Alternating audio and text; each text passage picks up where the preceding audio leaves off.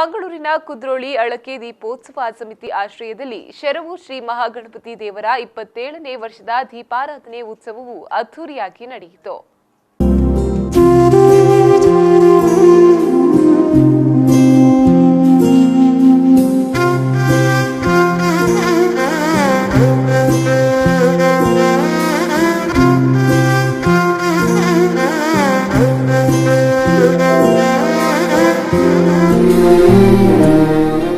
ನಗರದ ಕುದ್ರೋಳಿ ಅಳಕೆ ದೀಪೋತ್ಸವ ಸಮಿತಿ ಆಶ್ರಯದಲ್ಲಿ ಶರವು ಶ್ರೀ ಮಹಾಗಣಪತಿ ದೇವರ 27ನೇ ವರ್ಷದ ದೀಪಾರಾಧನೆಯು ಸಂಭ್ರಮದಿಂದ ನಡೆಯಿತು.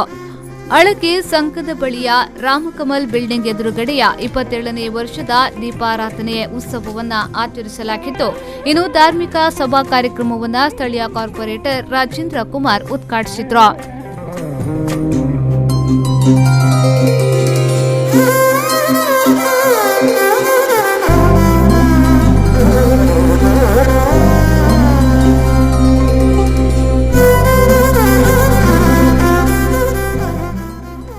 ಬಳಿಕ ಮಾತನಾಡಿದ ಅವರು, ಈ ವ್ಯಾಪ್ತಿಯಲ್ಲಿ ಅಭಿವೃದ್ಧಿ ಕೆಲಸಕ್ಕೆ ಹೆಚ್ಚಿನ ಮಹತ್ವವನ್ನು ನೀಡಲಾಗಿದೆ.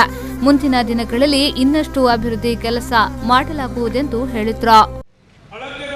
ದೀಪೋತ್ಸವ ಸಮಿತಿ ಸುವರ್ಣ ಫ್ಯಾಮಿಲಿಗಳು నేను నడపలేదు పక్క ಸುತ್ತಮುತ್ತಲದ ಆದರಣೀಯ ಮಿತ್ರರು ಪಕ್ಕ ಸುತ್ತಮುತ್ತಲದ ನಿವಾಸಿಗಳು ಒಟ್ಟಿಗೆ ಸೇರಲು ಈ ಗುರುತಿನ ಸುಮಾರು 20 ವರ್ಷದಿಂದ ನಡಪಡಲು ಬೈದರು. ಈ ಶುಭ ಸಂದರ್ಭಗಳು ಈ ಒಂದು ರಾಜ್ಯ ಮಾರ್ಗ ಒಂದು ಸನ್ಮಾನ್ಯ ಶ್ರೀ ಯಡಿಯೂರಪ್ಪ ಒಪ್ಪನಾಗ 100 ಕೋಟಿ ರೂಪಾಯಿ ವಿಶೇಷ ಅನುದಾನ ಕೊಡ್ತಾರೆ.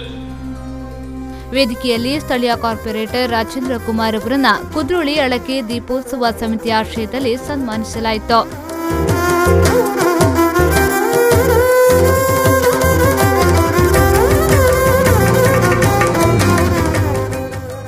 ಈ ವೇಳೆ ಕುದ್ರೋಳಿ ಅಳಕೆ ದೀಪೋತ್ಸವ ಸಮಿತಿಯ ಅಧ್ಯಕ್ಷರಾದ ಮಾಧವ ಸುವರ್ಣ, ಉಪಾಧ್ಯಕ್ಷ ಗಂಗಾಧರ್ ಶೆಟ್ಟಿ, ಉದ್ಯಮಿ ಕೃಷ್ಣದಾಸ್ ಪ್ರಭು, ರಂಜನ್ ಸೇರಿದಂತೆ ಮತ್ತಿತರರು ಉಪಸ್ಥಿತರಿದ್ದರು.